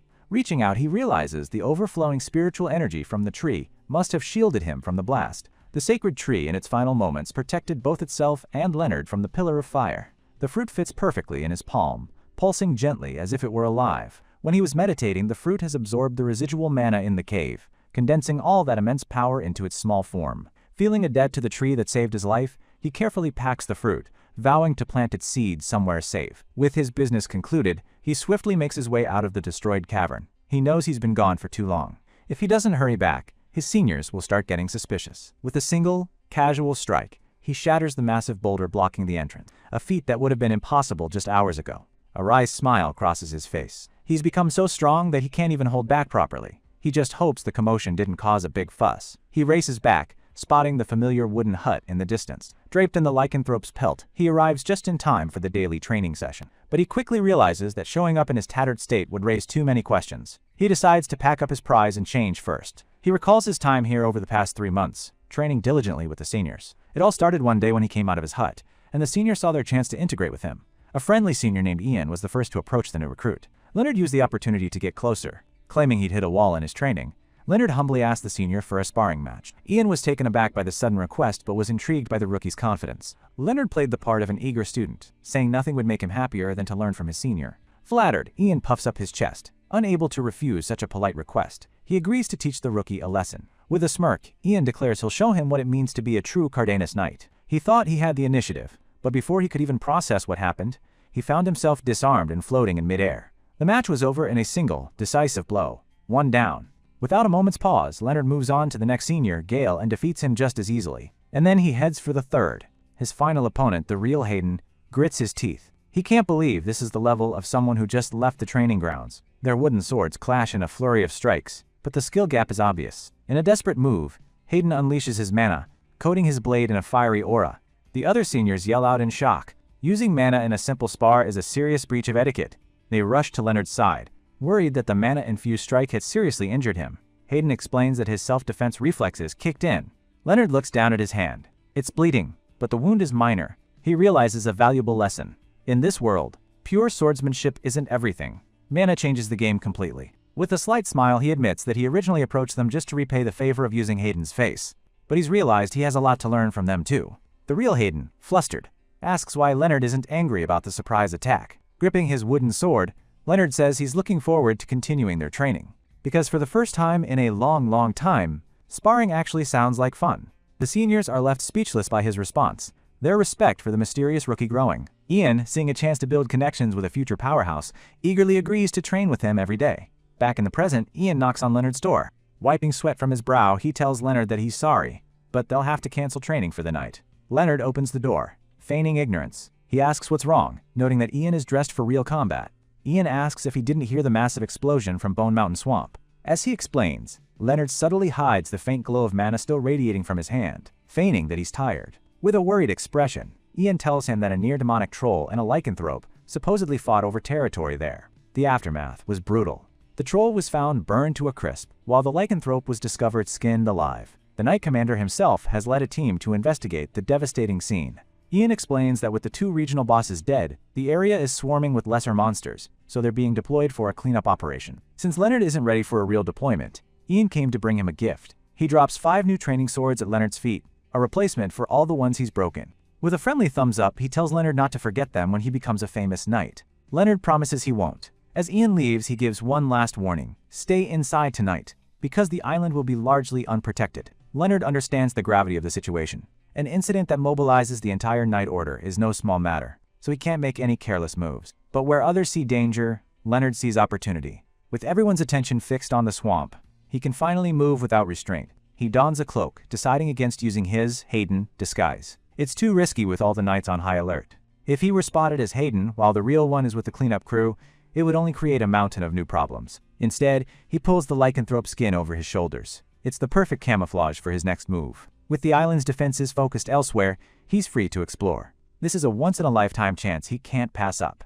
It's time to venture into the uncharted territory on the other side of the training grounds. His destination, the treacherous and unexplored region known only as the Owl Plains.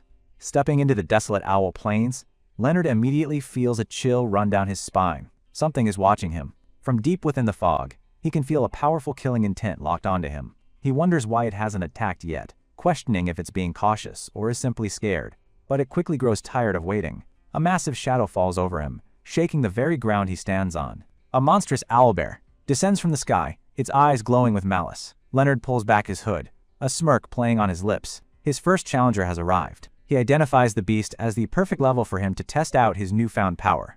Meanwhile, on the shores of Carabagos Island, a new, more sinister threat makes its landing. Under the blood-red sun, an entire fleet of ships carrying cloaked figures arrives. Their commander, the fifth Shadow of Kyrgyz, is enraged to learn that nearly half of his forces were lost in a storm at sea. With eyes burning with fury, he stares down his remaining men, a group known only as the Shadow Knight Order. He rallies his troops, their voices chanting in unison, "For Kyrgyz!" Their mission is just beginning. They've come to this island with a single purpose: to capture the Cardenas trainee knights and uncover the secrets of their so-called tainted blood. Their orders are absolute, show no mercy, even if their targets are just children. To them, the Cardenas are the root of all evil. Back in the desolate plains, the wind howls, carrying the promise of bloodshed. A lone Shadow Knight sprints across the wasteland, clearly in a panic. He curses his bad luck, having been separated from his squad in this treacherous territory. He struggles against the island's relentless A-rank monsters, wondering how many more he can take. He can't fathom why the Cardenas would send their trainees to such a hellish place. He notes an oddity. The monsters seem to be getting weaker the deeper they venture into the island. He realizes this isn't a coincidence. It's a clear path leading them straight to their target. The lone knight, however, stumbles upon another fearsome beast. He thinks it's just another owlbear, tough but manageable. He charges in, sword ready to strike the creature down. But as he gets closer, he makes a shocking discovery. The owlbear is already dead. Standing on the corpse, he realizes someone else is here. He looks around, bewildered, only to find a field littered with the bodies of slain beasts. The knight sees someone collecting the mana cores from the fallen monsters. Suddenly, a rock hurtles past his head, forcing him to dodge. He's been spotted. He whips around, demanding to know who's there, but he's met with a chilling response. Leonard steps out from the shadows. "That's my line," he says, his voice dripping with ice. The Shadow Knight is stunned, completely unprepared for another person in this wasteland. Before he can react, Leonard hits the man's throat, his hand glowing with a sinister blue aura. The knight panics, realizing his voice has been stolen. He can't even scream for help. Enraged and cornered, he unleashes his mana, coating his blade in a fiery aura. He launches a desperate, spinning attack, hoping to overwhelm this mysterious kid. Leonard faces the attack head-on, his expression calm. He senses the raw killing intent and knows this is no spar. With a casual flick of his wrist, he effortlessly parries the deadly blow. The knight's eyes go wide with disbelief. His attack was brushed aside like it was nothing. Leonard presses his advantage, forcing the assassin back with a relentless flurry of strikes. Their blades clash along the edge of a cliff, the knight growing more desperate with each passing moment. Leonard manages to land a hit, but it's stopped by a strange purple barrier emanating from the knight. A magic tool? The knight realizes this kid is more than just a talented swordsman. He decides to go all out, unleashing a secret assassination technique passed down through his order. A gleaming golden viper of pure energy forms around his blade, poised to strike a fatal blow. Leonard watches, intrigued. He calls the technique a sly and venomous style, like a viper, but then he scoffs. "It's crude," he says. "I can read your sword lines like an open book." As the viper lunges, Leonard meets it with his own blade, shattering the energy construct with ease. The knight is left sweating and breathless. His ultimate move was completely dismantled.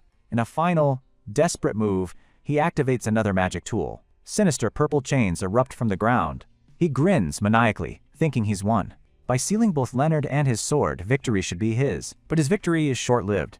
In a move that defies all logic, Leonard simply throws his sword away. "You thought I'd be helpless if you sealed my sword?" Leonard asks, mocking the knight's childish idea. He clenches his fist, and with a roar, and punches the knight, sending him flying, shattering the magical chains with his bare hands. The assassin can only watch in horror as his last hope crumbles to dust. He thinks, did this brat awakened his tainted blood already? Under the cold light of the moon, the battle is decisively over. Leonard drags his captive through the wilderness, the interrogation about to begin. The Shadow Knight is tied to a tree, completely at Leonard's mercy. All he can do is grit his teeth, the humiliation burning worse than any physical pain. He spits curses at Leonard, calling him a coward and a filthy Cardenas devil. Leonard looks almost bored by the insults, wiping a bead of sweat from his brow. He points to the assassin's pile of magic tools, asking who the real coward is. The knight explodes in a rage, screaming that any tactic is justified when dealing with the likes of the Cardenas. Leonard's patience finally snaps. He clenches his fist. "Go on, kill me if you dare," the knight screams, trying to provoke him. But Leonard is unmoved. He coldly informs his captive that he doesn't even have the right to beg for death. The knight tells him that he won't open his mouth. But on the contrary, his tirade continues, now screaming about the impure blood of the Cardenas. The phrase hits a nerve. Leonard recalls the family crest, wondering what it all means. The knight claims Leonard can't deny the sins flowing through his veins. He raves about the Cardenas clan, calling them non-human monsters who birth gifted freaks, generation after generation. Leonard looks down at the captive, his expression cold and calculating. "You seem to know a lot," he says softly. "Let's see just how much you know." Under the full moon, the interrogation continues. The captured knight, still defiant, demands answers from Leonard. He screams, questioning the Cardenas family's isolation. If their blood held no secrets, why would they hide themselves away from the world? He continues his ranting, claiming that if the Cardenas founder was truly legitimate, they would have no reason to hide. Leonard listens intently, the gears in his mind turning. Leonard turns the tables, asking if their envy for Cardenas' power and prosperity was so strong that they'd abandon their honor as knights to kidnap children. He scoffs at their methods, pointing to the shattered magical restraints. He calls them dishonorable, powerless rabble from the frontier, unworthy of a fair fight. Leonard gets in the knight's face, his eyes blazing with intensity, questioning how the man could face his ancestors with such pathetic pride.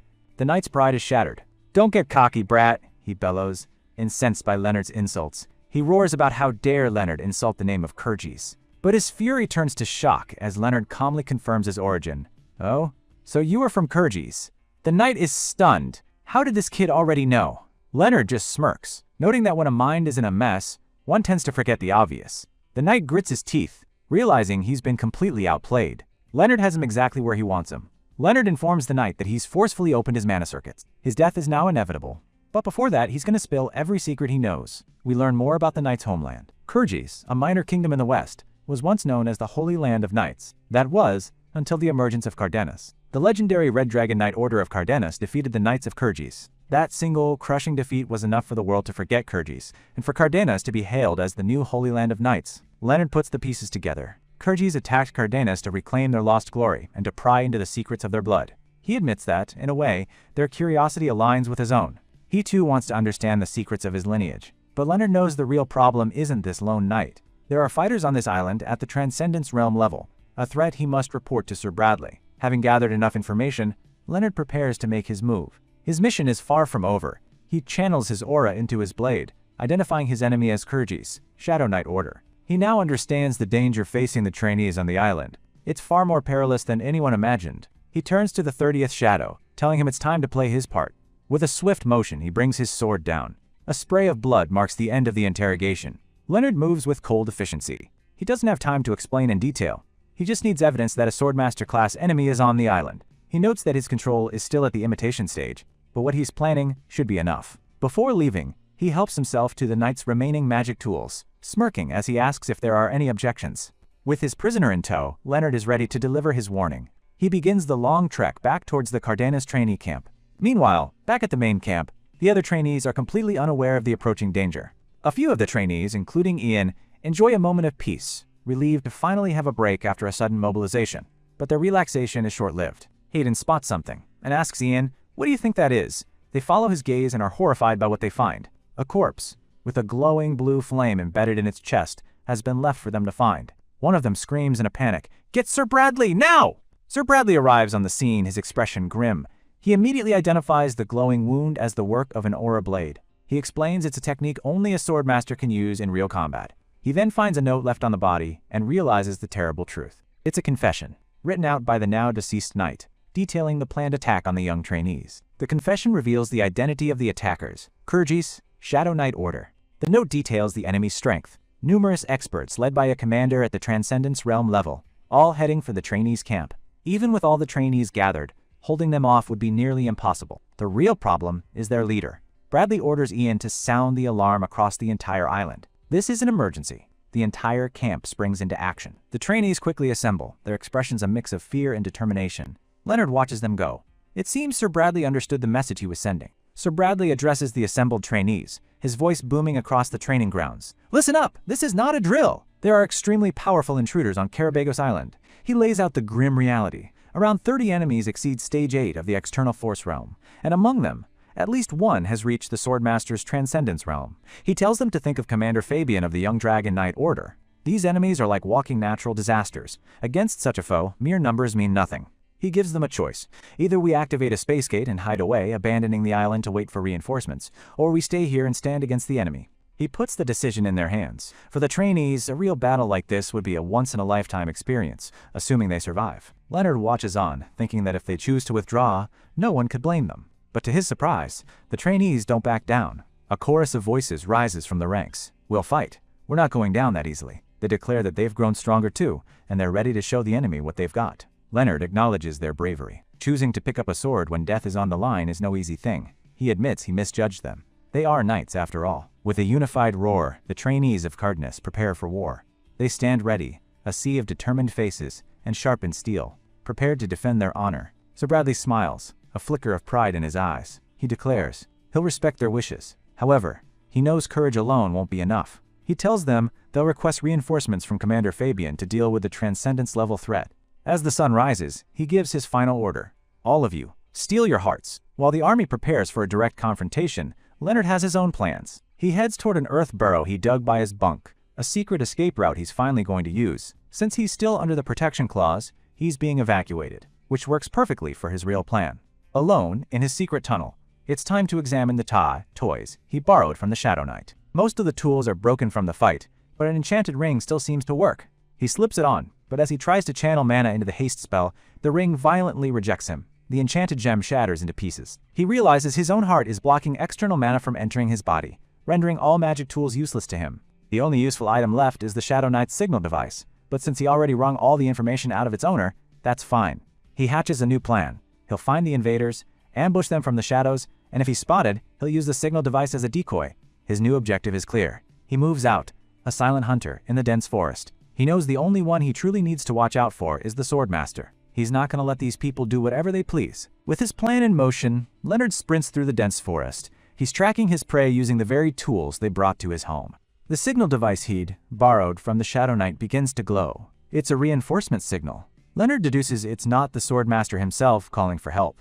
He plans to hit them hard while they're shaken and take them down in one go. His pursuit leads him to a desolate, rocky canyon known as Lion Gorge. There, a fierce battle is already underway, a maelstrom of violent purple energy tearing through the landscape. The Shadow Knights of Kyrgyz are being slaughtered, but not by a Cardinus Knight. One of them curses his fate, wondering what the hell is up with this island. Their attacker is revealed to be a terrifying A-rank monster, a manticore. The beast is a nightmarish chimera, a hulking monstrosity that towers over the fleeing knights. Overwhelmed by its power, the Shadow Knights are thrown into chaos, screaming that they can't handle a monster of this level. Their leader orders a retreat, prioritizing the mission above all else. Just as their formation breaks, one of the knights spots a figure approaching. He thinks it's a comrade coming to help and believes they might be able to defeat the beast with reinforcements, but his hope turns to horror. The figure isn't one of them.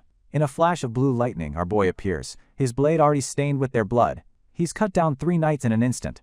The survivors are stunned, wondering how he even knew how to use their signal device. Leonard smirks coolly. He recalls how easily the captured knights spilled everything after a little prodding. Their much-praised organization wasn't so tough after all. The remaining knights, enraged by the loss of their comrades, turn their fury on Leonard.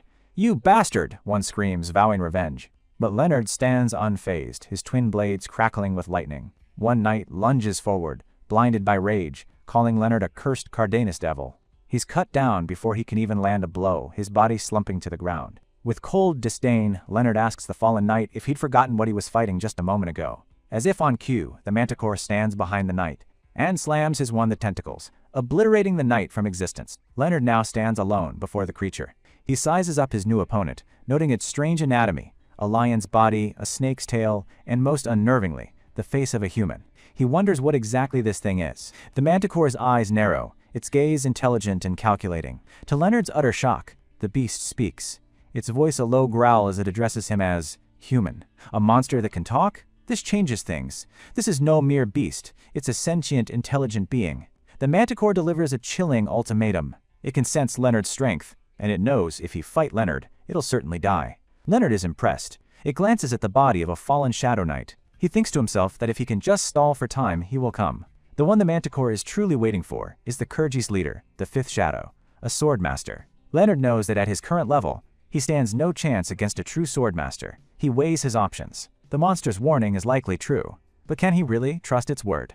The manticore grows impatient with his silence. It challenges him directly. If you're not afraid of dying, come at me. After a moment of tense silence, Leonard calmly sheathes one of his swords back into his pack. He turns and walks away. Leonard warns him, I'll let you go this time, but don't expect the same mercy twice. But as Leonard's back is turned, the manticore roars, full and lunges, unwilling to let its prey escape. Leonard was expecting this. Just as he thought, the beast is all talk. He grips his sword, his body erupting in a torrent of blue energy. His first shot is a precise, lightning-fast strike aimed directly at the manticore's head. The beast reels back, stunned. How did the human know its weak point? Enraged, it unleashes a barrage of spined tails, roaring for Leonard's death. But Leonard is already moving. His second shot pierces its lungs, crippling the beast's movements. With a final, decisive blow, his third strike goes straight through the heart, silencing the A-rank monster for good. As the manticore collapses, Leonard tells its corpse that, just as it said, he can't stick around. He has to go first. Suddenly, his eyes narrow. He senses an immense power approaching at incredible speed. He's here. With no time to spare, Leonard leaps away, tossing the now activated signal necklace into the air as a decoy. A split second later, the fifth shadow appears in a blur of motion. He lands in the epicenter of the carnage, his presence radiating immense power. He picks up the signal device in his hand, a grim expression on his face. He's too late. The manticore is dead, and his men are gone. A flicker of regret crosses his face. He laments that if he had arrived a bit earlier, he and the manticore could have created a story. But then, his keen senses pick up a faint trace of someone nearby. "Who's there?" he bellows. He unleashes a devastating wave of green aura, blasting the area where he felt the presence. Hidden behind a rock, Leonard barely manages to withstand the shockwave. The swordmaster sensed him from that distance. If he stays, he's done for. Thinking fast, he smashes his fists into the ground. He never thought the day would come when his old hole-digging habit would actually save his life. The fifth shadow scans the empty gorge. Finding nothing, he dismisses the feeling as his imagination. He looks upon the swords of his fallen men, now serving as their tombstones. The mission has gone more off track than he ever expected. He turns away from the graves, vowing that their deaths will not be in vain. "Rest in peace," he mutters. His expression hardens with resolve. He declares that their primary objective is already complete. Miles away, Leonard bursts out from underground, having made a clean escape through his secret tunnel-digging art. He gets to his feet, catching his breath, but the scene he finds is one of absolute horror. A Cardenas knight lies dying against a tree, his body riddled with wounds. The man is barely holding on. Cardenas knight recognizes him as a trainee. With his dying breath, he urges Leonard to tell the other knights what happened. The area is littered with the bodies of his comrades, a testament to a one-sided slaughter. The knight reveals the horrifying truth. A single swordmaster wiped out 43 mid-rank knights in an instant. And worse, 8 trainee knights on patrol were shackled and taken away as captives. His mind races, questioning how the enemy could have possibly escorted hostages through this chaos and vanished without a trace. He remembers their true objective. They weren't here to kill, but to secure live test subjects. That means they needed to transport the captured trainees alive and unharmed. Considering the circumstances, only one method makes sense: a mass teleport scroll, a rare and powerful spell that can move multiple people instantly. He deduces that to cast such a large-scale spell, they'd need a wide-open area. This gives him a destination to aim for. The dying knight confirms that Sir Bradley and his platoon are already sweeping the area in pursuit. Leonard tells the injured knight to rest for a moment, firing his hand with aura. A jolt of energy courses through the man, knocking him unconscious in a flash. With no time for sentiment, Leonard lifts the unconscious knight onto his shoulder. He knows he has to warn Sir Bradley, but realizes that as a mere trainee, his words would be dismissed. He'll have to guide the commander to the enemy himself. Miles away, the Cardenas Knight commander, Sir Bradley, leads his forces through the forest. He fumes, cursing the Kurji's cowards for abandoning their pride and running after their attack. Suddenly, his veteran senses tingle. He bellows out, demanding to know who's there. He spots a figure darting through the trees and assumes it's one of the Kurji survivors. But it's Leonard, now cloaked and masked, acting as the perfect bait. He takes off at full speed, deliberately drawing their attention.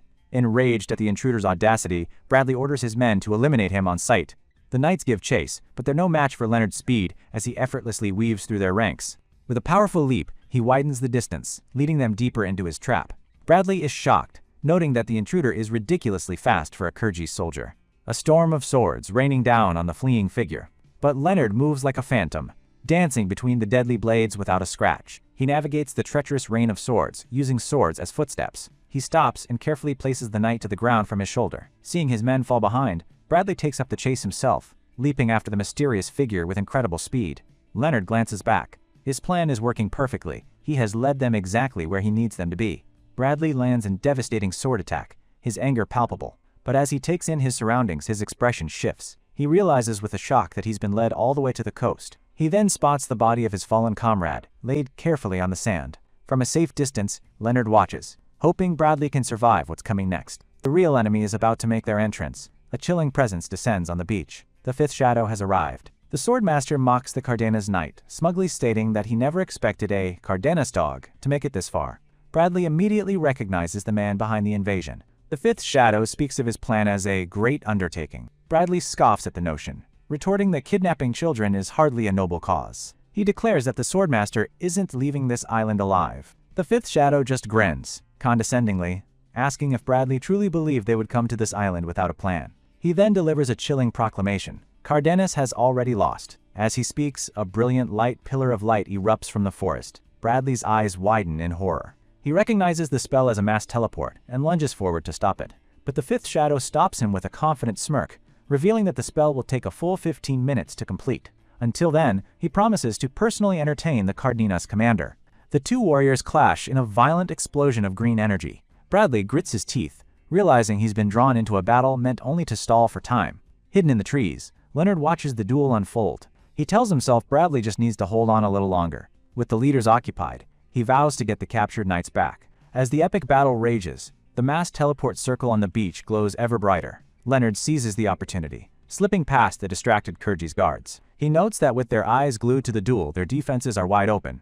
This is his chance. He quietly enters the main tent and finds exactly what he was looking for. The 8 captured Cardenas trainees. They're bound by powerful magic-suppressing shackles. With a single silent slash of his lightning-infused blade, he shatters the magical lock. The chains fall away, freeing the first trainee, who looks up in disbelief. Another captive, confused by the strange uniform, asks if he's from Kyrgyz and why he's helping them. Leonard cuts him off, stating that he doesn't have time to explain. His only command is for them to get out, now.